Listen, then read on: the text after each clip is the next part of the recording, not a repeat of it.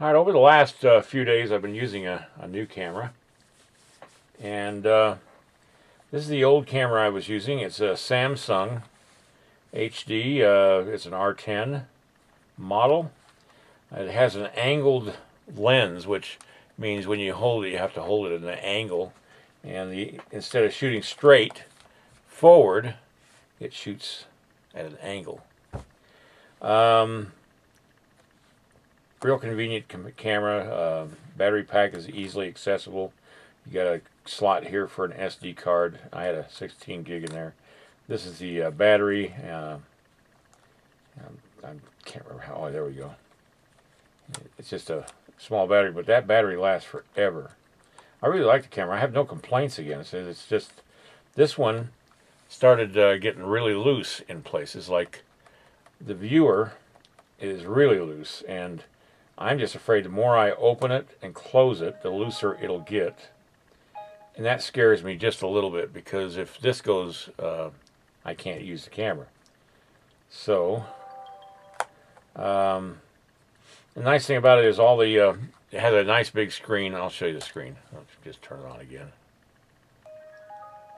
When you open it up, it would turn on. The new camera doesn't do that. You can also go up in here and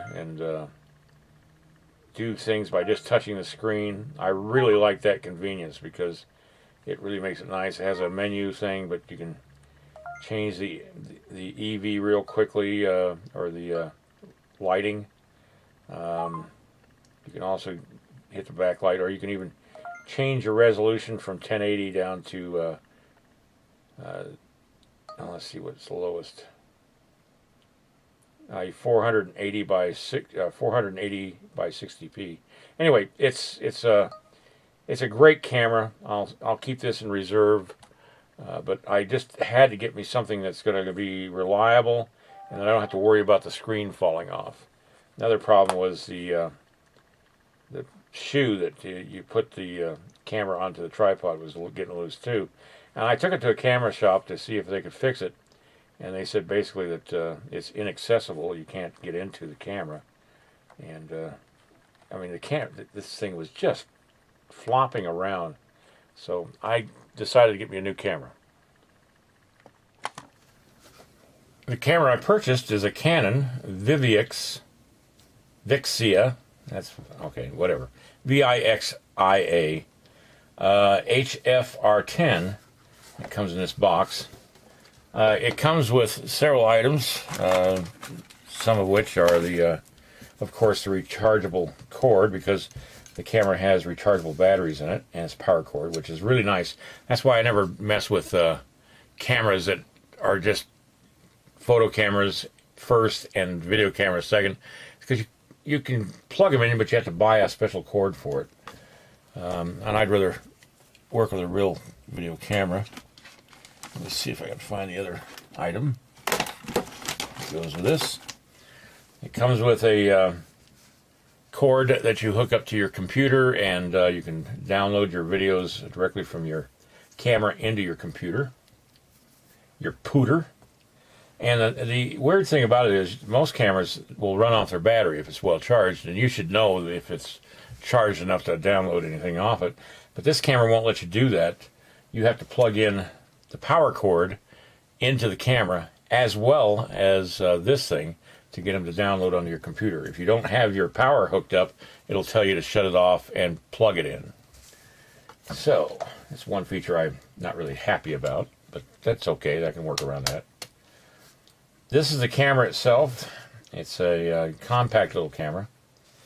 It has a 20 power optical zoom, and I'll show you later on just how powerful that is. It doesn't turn on when you open the screen, which I like. It has a power button right there. One of the things that this has that the other one didn't have is a strap to hold the camera. I always worried about the other camera because if you dropped it, you didn't have anything to keep you from dropping it. It's got a great screen. Now the other camera, you could do things on the screen. You could just press a button, object there, and it would take you to a menu. This one doesn't do that. It has one function key, and it's really easy to set the functions, like the the white balance, I can set it to sun, bright sun, or like in here, incandescent lamps, or custom white balance, or auto balance. And when you change it and you leave it, let's put it on incandescent, and move, you don't have to press anything to get it to actually stay on that. So this is different color modes. You got vivid, you got neutral, you got low sharpening, and you got soft skin details. And I prefer to keep it off. This has got digital effects, and I've got it off. And one of them is fade trigger. You see it'll show you when you press the record button, it'll fade in, and I guess fade out. This one opens up like a window when you start recording, or close like a window when you stop recording. Not exactly sure what that one does. And this one I think is more of a sepia tone that you can put to your video, so you can shoot a video and make it look like an old-time movie. I keep all that stuff off. This is your settings for your quality of your video, and quite honestly, I don't see any difference in 1080p and well, there is a difference. I mean, of course, but I got 6 hours of record time on LP, whereas on FXP, which is the highest, 1080p, it's only about 2 hours. So I prefer to leave it at the LP. My last few videos have been shot at FXP, which is very high quality. And I'm experimenting today to see how good the LP works. This is your photo quality.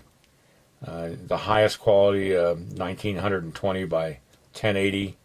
And then this low quality photograph, 1600 by 1200. And your standard, which is about 640 by 480. For most computers, it's 640 by 480 is good. This is your menu, and you have all kinds of real easy menus. For instance, relay recording. I don't want to do that, so I'm going to just leave it off. And frame rate, you can change your color, and vivid snapshot length. And so let's go up to the top, go to the next camera thing. Digital zoom, zoom speed, AF mode, imaging stabilizer, which is really good. I've got this set at dynamic, which is really nice. It makes everything nice and steady. Flicker reduction, I'm not sure what that does, but I'm not that much of a camera person. Auto slow shutter, don't know what that is, but it's on. And auto backlight correction, which is on. Now, self-timer, you can self-time your video, focus assist. I've got that on. On-screen markers, what I did was I have a grid on here so I can keep things straight. Audio level indicator off. Windscreen, I'm not sure what that is. I'll have to look at my book. And microphone attenuator. Now these are different things you can do to like say output on-screen displays. I can brighten up the LCD of this screen, earphones and all that stuff. This is where I can format the card that's in the camera, and to do that, it says, do you want to do the belt? Do you want to format or initialize the? See, they say initialize instead of format. I don't know why they don't just say format, but they say initialize. It's got 8 gigabytes of built-in memory, so you can shoot without a card. I've got a 1 gigabyte card in here right now. I took my 16 gigabyte card to put it in the camera I'm using right now. I can click like that, and then quick initialization, which means I can format the card quickly, or I can do it the long way, which is a full reworking of the card. And so just some really nice stuff. Language, time zone, date, all that stuff. Memory info, card info, HDMI status, all that. And then you can just close out of that and go back to the camera where you can shoot. All right, I'm going to take the camera out and I'm going to experiment with shooting some video. I'm going to experiment with the 20 power zoom, and I want to see what this shoots like at the long play or the lowest video quality, which is about, on YouTube it uploads at 720 dots per inch or something like that, which is not really low quality. That's as low quality as this camera gets. Let me close this up and turn off the camera. Oh, this camera has a cover on the lens that closes when you turn off the power, and when you turn on the power it opens it up. I like that feature. Here's your zoom up here on the top of the camera. Your record button's on the back of the camera here. You got different power inputs. This is the one I use with that cord that came with the camera. This has got an HDMI connection, so you can connect it directly to your TV if you wish to. It's got, and this here is where you plug in the computer, and right there. And I'm not sure what that one is. If I can read it, I can't. Anyway, different connections for back there. The battery area is right here. You just press that forward and flip it up. Here's where your memory card goes in. It goes right in there. And then your battery just pops out. And you've got a battery. You can probably get extra batteries if you need them. It doesn't have as long life battery, I think, as the Samsung. I haven't really had a chance to try it out yet, though. So it's a good little camera. It's the VIXIA HF R10. And I like it. It's got that 8 gigabyte built-in memory. Makes things really nice. So, all right, let's go out on the road and see what okay, this is really hard to line up on the bronze up there. Let's see, where is it? There it is, because first of all, I'm dealing with a very... Okay, now that's my bronze at the top of the hill at the Veterans Memorial. Let's see if it focuses after a minute or so.